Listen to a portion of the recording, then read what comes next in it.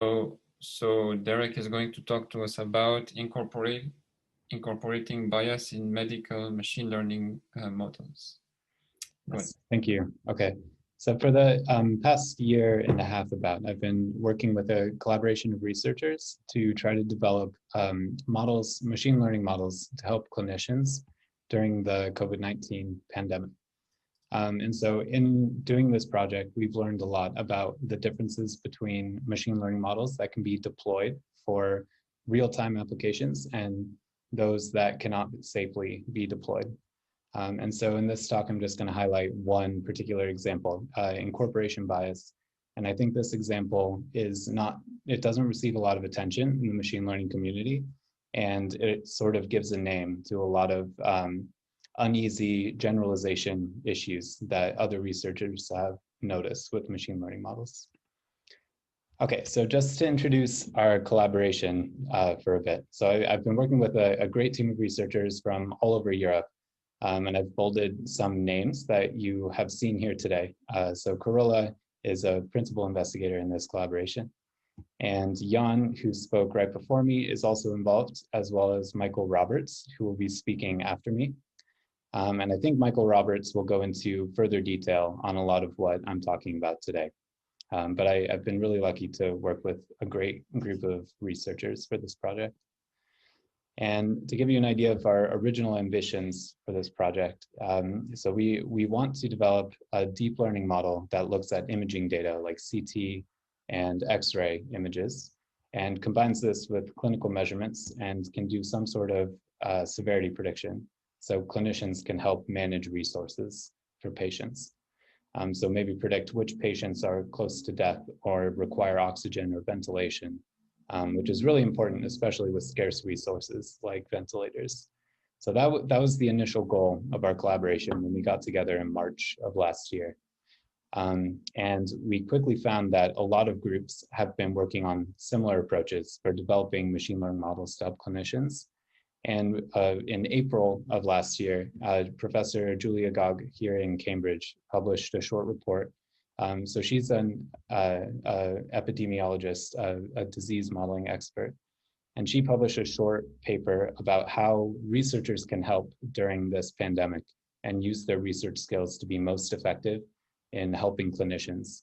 And some points that she highlighted is it's important to amplify the signal of the research rather than add to the noise. And so any research that you perform, you should try to make sure that it is actually able to be deployed and helpful to a wider community. And so this sort of was the genesis of our review project, where we looked at thousands of papers that develop machine learning models for COVID-19 diagnosis or prognostication. And we tried to determine what qualities of these studies could make a model deployable. So we wanted to determine if these papers were trustworthy, if the results were trustworthy, if they would generalize, if they were deployed in different populations. Some models had already been deployed in China and in continental Europe. So what qualities of these studies make these models in particular usable and able to be deployed?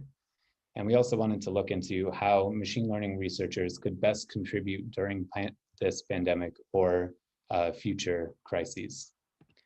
And our systematic review answered this question. And I think Michael will go into this with a lot more detail. I'm just going to highlight one particular finding from our systematic review. And this finding, so to perform this review, we looked at a lot of medical research standards that are used to determine if medical models can be deployed in the clinic. And the one point that I'll be focusing on today is from this ProBest risk of bias checklist. And it's concerning whether the outcomes and the predictors are independent. So if you have a label, this label should be independent of the predictors. And we'll talk about how this usually isn't true in a lot of machine learning studies, and what the effects of this type of bias might be. Okay, so before the pandemic even started, this was an issue. So I'm picking a paper. I'm picking on a paper because it's a very good paper. But this paper exhibited incorporation bias in their study. So there's a model called ChexNet, which claims to achieve superhuman performance on pneumonia detection from X-rays. So to develop this model, the authors used a 121-layer dense net. They used a huge amount of data to train. The training labels were extracted from radiology reports using an NLP model. So they were automatically extracted.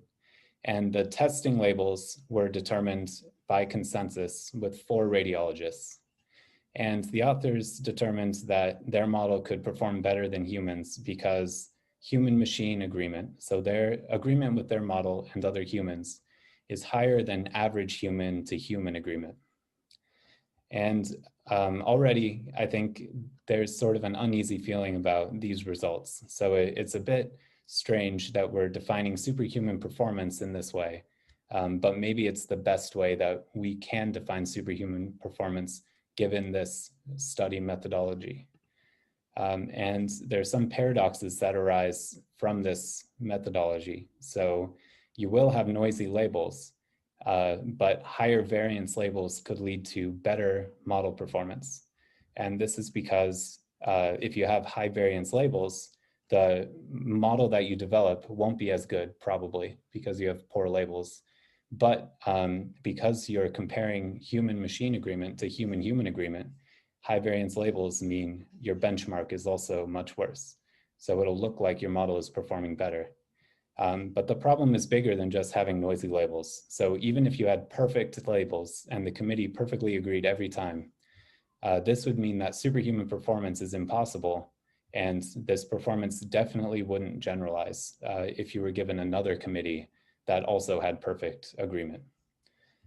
So these are sort of uneasy feelings and issues that people have been talking about with studies like in ChexNet. And I picked ChexNet again because it's a good paper, but this exists in many other papers as well, this same type of paradox. And the problem, if we want to put a name to it, is incorporation bias. So the labels in this study were not determined independently of the predictors. So the labels on whether a patient had pneumonia on their scan, those labels were determined from the scans themselves. And these scans were the input to the classification model. And so this leads to incorporation bias. And incorporation bias almost always yields optimistic performance metrics. And in our study of COVID-19 models, it was extremely prevalent. So often COVID-19 labels were determined from imaging features, giving models doing COVID-19 detection optimistic performance metrics. And so this type of bias is well studied in the medical community, but maybe less so in the machine learning community. And in the medical community, it's been determined that imaging data or data from using subjective features are particularly vulnerable to this type of bias, which is one reason why it's so prevalent in the studies that we were reading. And it's a tricky type of bias because it's a spectrum. So it's not that a study has it or not, but it can be hidden to different degrees throughout a study's methodology. So for example, if you use patient outcome as a label, that's relatively bias-free because it's independent of any predictor. But patient treatment could depend on predictors. So whether or not a patient is put on ventilation could depend on a radiologist's interpretation of imaging features. And this would lead to incorporation bias. And then of course we have radiologist reports, which are directly determining labels from predictors that are input to the classifier. So this is clearly a biased methodology. So some other examples that I want to highlight include using a GAN for data augmentation, as Jan talked about in the last talk. So it's very common, especially at the beginning of this pandemic, for researchers to augment their data sets by using a GAN. And this can lead to incorporation bias because all of the augmented images are given the label as of COVID positive. And this label is informed by examples of COVID positive images. So this can be done, but it leads to incorporation bias. And this doesn't get a lot of attention. Okay. And finally, I just want to talk about how researchers can account for incorporation bias in their studies. So if there is no gold standard to retrieve labels from, then incorporation bias is almost unavoidable. So it exists in many studies. And a way to offset the effects of incorporation bias is to use a variety of predictors and use more tests to determine these labels. And this sort of washes out the effects of incorporation bias. And so we are mathematicians and not philosophers. So an important open problem for us as a community to consider is can we quantify the effects of incorporation bias? Because it is prevalent. And also, if we have something like a measure of labeler differences between where a model was developed and where we plan to deploy it, can we quantify how this will affect the model's performance? So can we give generalizability bounds on its performance given labeler differences? So these are important open problems that I'm considering right now. Okay, and to conclude, I just want to highlight how prevalent incorporation bias is in all sorts of machine learning models. And incorporation bias is an umbrella term that includes many recognized generalization issues. And I also want to highlight that even though a study might have incorporation bias, it can still be of high quality and it can still be a useful study. It's just important for readers to acknowledge that incorporation bias exists and understand how it'll affect the performance of the model when it is deployed outside of the testing setting. And lastly, I want to say there's a lot of effort behind developing new machine learning methodologies and new machine learning models. And this type of research will always be important, but to really develop machine learning models that can have an impact right now in clinical settings, for example, it might be even more important to research how to use existing technologies responsibly. So researching things like the effects of bias in these models, because the technology is there to help people with machine learning right now, especially in healthcare. But we have to make sure that we can do it responsibly before we can actually deploy these models. Okay, and to conclude, I'll just say our collaboration is always happy to look for clinicians and data contributors and other researchers to join and augment our approaches. So you can check out our website, and I put the link here. And these are the review and the editorial from which a lot of the information in this talk comes.